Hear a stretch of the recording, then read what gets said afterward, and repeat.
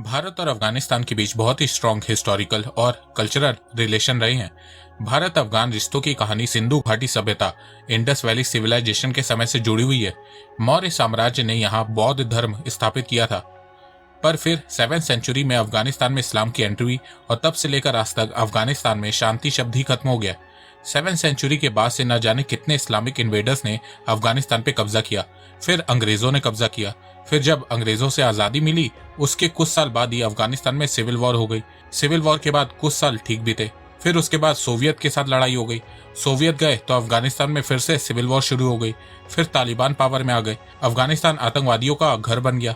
फिर 2001 में यूएस अफगानिस्तान में घुस गया और 20 साल तक यूएसए ने अफगानिस्तान में क्या किया अब ये पूरी दुनिया पूछ रही है, क्योंकि यूएस के जाने के बाद तालिबान फिर से पावर में आ गया है और भारत और अफगानिस्तान के बीच रिलेशन खराब होते हुए दिख रहे हैं। तो नमस्कार दोस्तों, स्वागत करते हैं आपका चार्जिंग पॉइंट हिंदी में।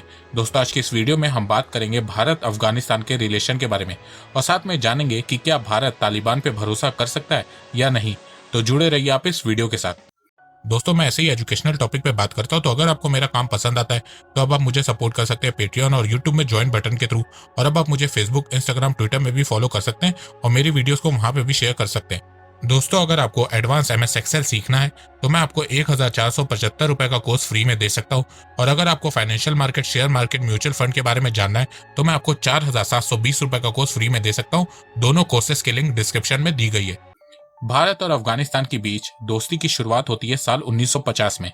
साल 1950 में भारत और अफगानिस्तान ने 5 साल की ट्रीटी ऑफ फ्रेंडशिप पे साइन किया, जिससे दोनों देशों के बीच दोस्ती और शांति बनी रहे। इस ट्रीटी के साथ दोनों देशों के बीच पॉलिटिकल रिलेशन की भी शुरुआत हुई।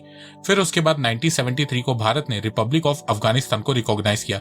भारत के फॉरेन मिनिस्टर स्वरण सिंह अफगानिस्तान गए। 1974 में दोनों देशों ने ट्रेड प्रोटोकॉल पे साइन किया। 1975 में अफगानिस्तान के प्रेसिडेंट मोहम्मद दाऊद खान भारत आए। 1975 तक दोनों देशों के बीच रिलेशन बहुत अच्छे हो गए थे। फिर उसके बाद 1979-80 में सोवियत अफगान वॉर शुरू हुई। तब उस समय भारत साउथ एशिया में इकलौता ऐसा देश था जिसने Soviet back democratic Republic of Afghanistan को रिकॉग्नाइज किया था। इसके अलावा भारत ने अफगानिस्तान को ह्यूमैनिटरी एड देना शुरू किया। ये ह्यूमैनिटरी एड भारत ने कई सालों तक जारी रखा। जब सोवियत अफगानिस्तान से चले गए थे तब भी भारत ने अफगानिस्तान की ह्यूमैनिटरी एड रोकी नहीं थी। 1989 में जब सोवियत अफगानिस्तान से गए तो अफगानिस्तान में सिविल वॉर शुरू हो गई थी। उस दौरान भी भारत ने अफगानिस्तान गवर्नमेंट की खूब मदद करी थी। 1996 में सिविल वॉर में तालिबान की जीत हुई और उसने अफगानिस्तान के 2/3 हिस्से पर कब्जा कर लिया। फिर तालिबान ने अफगानिस्तान में शरिया लॉ लगा दिया और अफगानिस्तान आतंकवादियों का घर बन गया। 1996 में सिर्फ 3 देश सऊदी अरेबिया, UAE और पाकिस्तान ने तालिबान को रिकॉग्नाइज किया था। भारत ने तालिबान को मान्यता नहीं दी थी। तालिबान के पावर में आने से भारत और अफगानिस्तान के बीच रिलेशन बहुत खराब हो गए।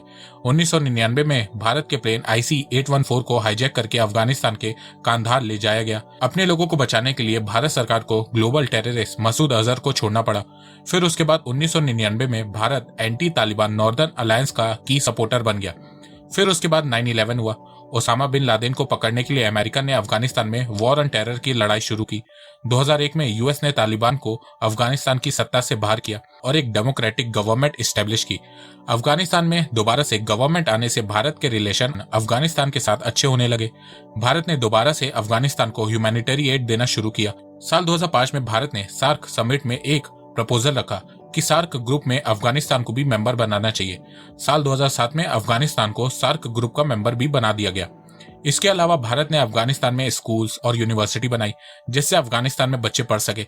पार्लियामेंट बनाई जहां से अफगानिस्तान की सरकार देश चला सके। हॉस्पिटल बनाए जिसमें अफगानिस्तान के लोग इलाज करा सके। रोड्स एंड हाईवे बनाए जिससे अफगानिस्तान को ट्रेड करने में आसानी हो।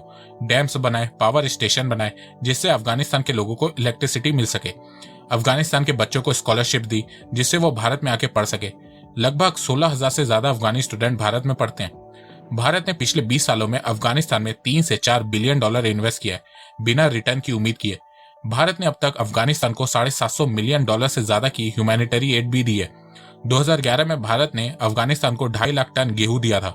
2011 में भारत और अफगानिस्तान के बीच मिलिट्री कॉरपोरेशन को लेकर एग्रीमेंट साइन हुआ था। 2015 में जब नरेंद्र मोदी जी ने अफगानिस्तान का दौरा किया था, तब उस दौरान भारत ने 4 Mi-24 फाइटर हेलीकॉप्टर अफगानिस्तान को फ्री में दिया था। 25 दिसंबर 2015 को $90 मिलियन की लागत से बना भारत द्वारा निर्मित अफगानिस्तान के संसद भवन को मोदी जी और अशरफ गनी जी ने उद्घाटन किया। $290 मिलियन से बना सलमा डैम का उद्घाटन किया, जिसे बाद में भारत अफगानिस्तान फ्रेंडशिप डैम का नाम दिया गया। अफगानिस्तान की गवर्नमेंट ने नरेंद्र मोदी जी को अफगानिस्तान का हाईएस्ट सिविलियन ऑनर द अमीर अमनुल्लाह खान अवार्ड दिया। इसी बीच कई बार अफगानिस्तान में भारतीय दूतावास पे हमले तक हुए, पर उसके बावजूद भारत और अफगानिस्तान के बीच रिलेशन खराब नहीं हुए। पिछले 20 सालों में भारत ने अफगानिस्तान के डेवलपमेंट के लिए काफी काम किया है और ये चीज अफगानिस्तान के लोगों ने भी नोटिस की है। इसीलिए अफगानिस्तान के आम लोग भारत को एक सच्चा दोस्त मानते हैं। पर अब दोबारा से अफगानिस्तान पे तालिबान का कब्जा हो चुका है। अफगानिस्तान की आर्मी ने सरेंडर कर दिया है। अमेरिकन फोर्स अफगानिस्तान से पूरी तरह से पुल आउट करने वाली है।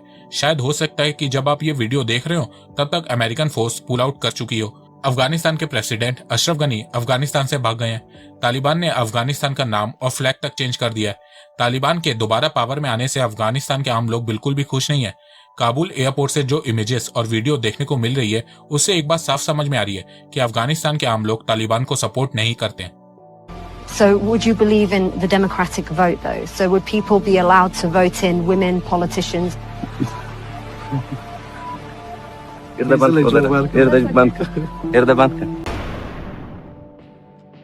तालिबान ने कई बार ये कहा है कि वो भारत के साथ अच्छे रिलेशन रखना चाहता है।